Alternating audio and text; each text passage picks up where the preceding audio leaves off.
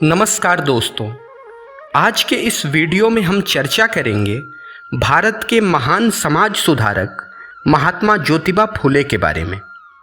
महात्मा ज्योतिबा को 19वीं सदी का प्रमुख समाज सेवक माना जाता है। उन्होंने भारतीय समाज में फैली अनेक कुरीतियों को दूर करने के लिए सतत संघर्ष किया।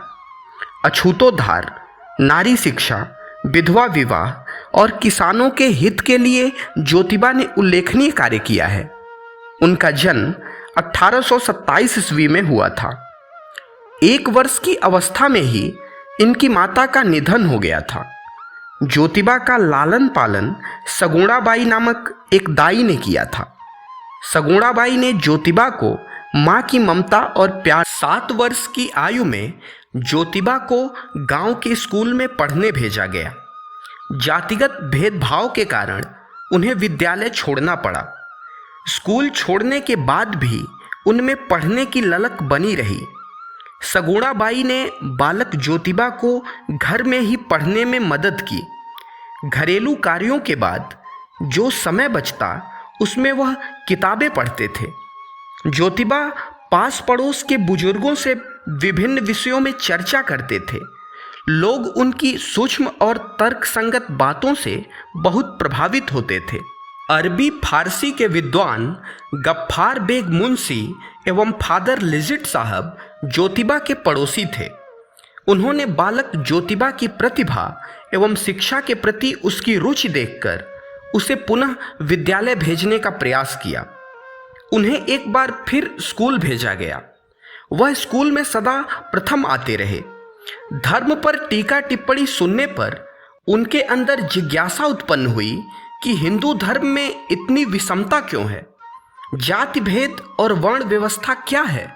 वह अपने मित्र सदाशिव बल्लाल गोवंडे के साथ समाज, धर्म और देश के बारे में चिंतन किया करते थे।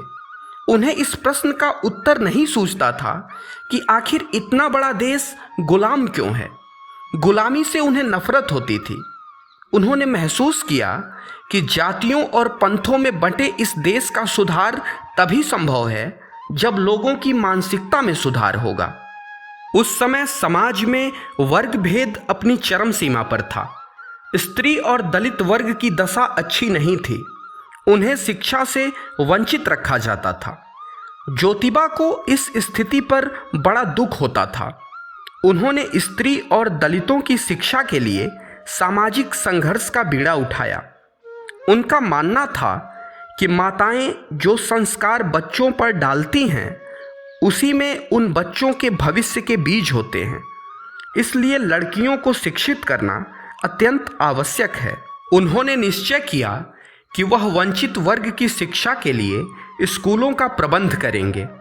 उस समय जाति पाति ऊंच नीच की दीवारें बहुत ऊंची थीं। दलितों एवं स्त्रियों की शिक्षा के सभी रास्ते बंद थे। ज्योतिबा इस व्यवस्था को तोड़ने हेतु दलितों और लड़कियों को अपने घर में पढ़ाते थे। वह बच्चों को छिपा कर लाते और वापस पहुंचाते थे। जैसे जैसे उनके समर्थक बढ़े उन्होंने खुलेआम स्कूल चलाना प्रारंभ कर दिया।